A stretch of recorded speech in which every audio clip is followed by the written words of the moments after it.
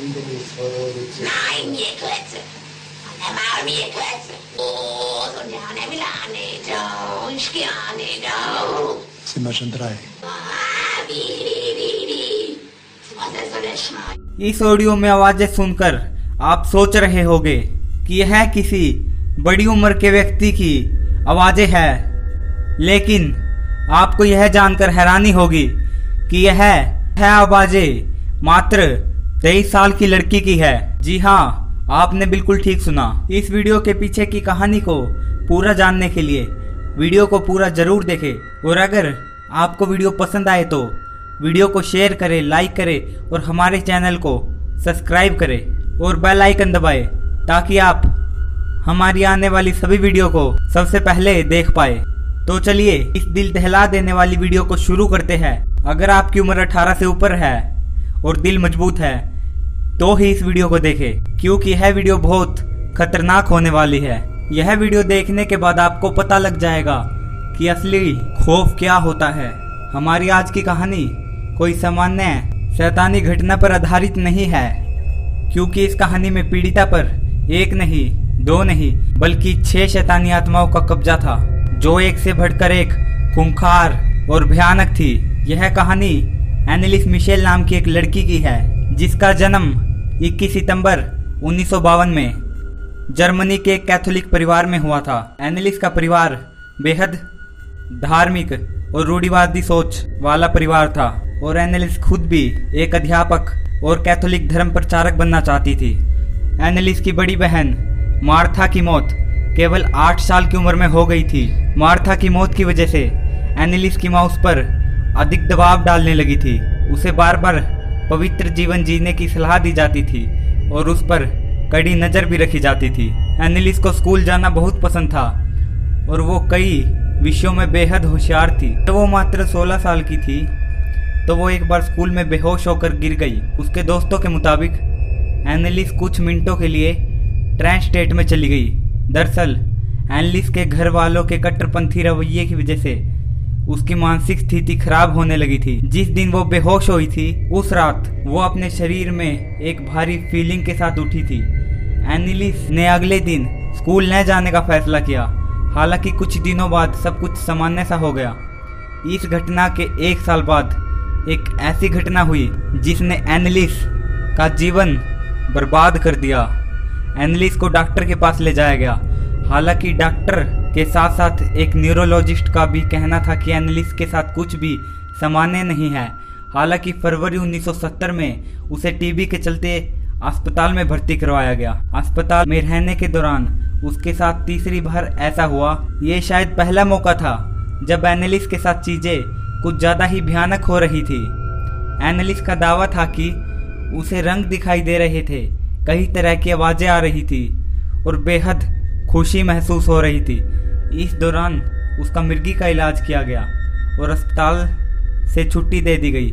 मानसिक हालत दुरुस्त न होने के बाद भी एनेलिस ने स्कूल पास किया और कॉलेज के लिए कदम बढ़ा लिए, लेकिन एनेलिस की मानसिक स्थिति लगातार बिगड़ रही थी।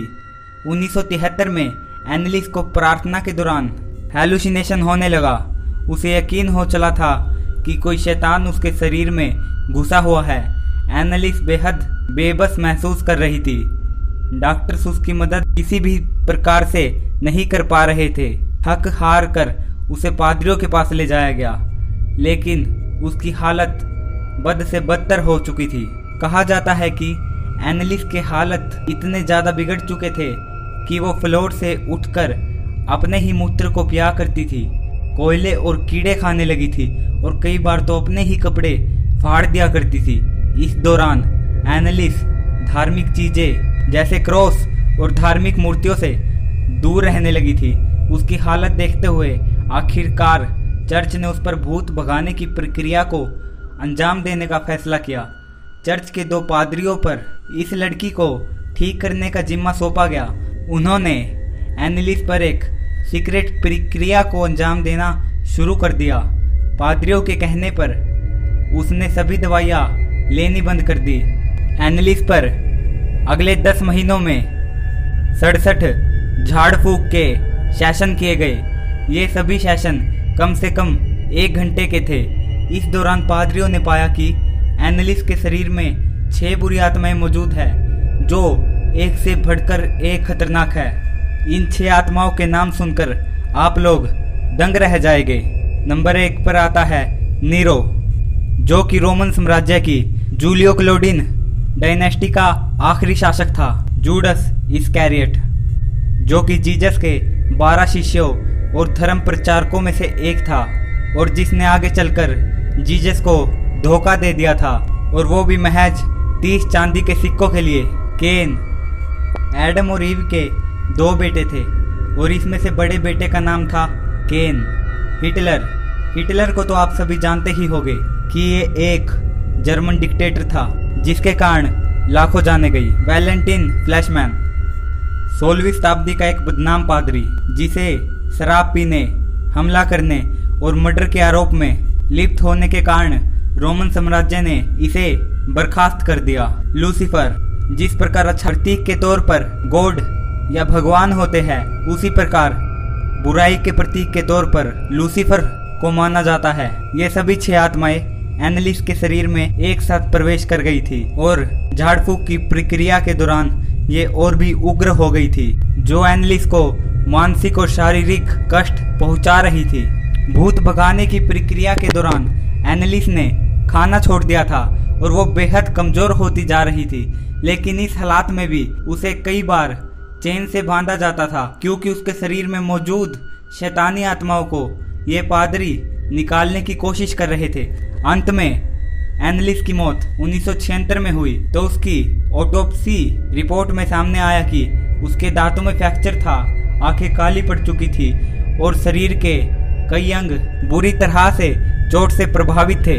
मिर्गी के इलाज के 6 साल बाद एनालिस की मौत हो गई थी। इन सब घटनाओं के बाद एनालिस की मौत का जिम्मेवार उसके माता पिता और चर्च के पादरियों को माना गया और उन्हें जेल में डाल दिया गया। लेकिन कुछ दिनों बाद एनालिस की जब पोस्टमार्टम रिपोर्ट आई, वो देखकर सब हैरान हो गए थे, क्योंकि एनालिस की मृत्यु के दिन से 5 दिन पहले ही एनालिस की मृत्यु हो चुकी थी और अगले 5 दिनों तक एनालिस के शरीर को उन 6 शैतानी आत्माओं के द्वारा नियंत्रित किया जा रहा था। कुछ लोग कहते हैं कि एनालिस एक मानसिक रोगी थी। इन सब के बारे में पढ़ने की वजह से वह इन्हें अपने पास महसूस करती थी, लेकिन इस कहानी में कुछ तथ्य ऐसे हैं जिसमें स्पष्ट होता है कि एनालिस की बॉडी पर इन 6 आत्माओं का कब्जा था। आपको क्या लगता है? कमेंट करके बताएं। अगर आपको हमारी वीडियो पसंद आई हो तो वीडियो को शेयर करें, लाइक करें और हमारे चैनल को सब्सक्राइब करें।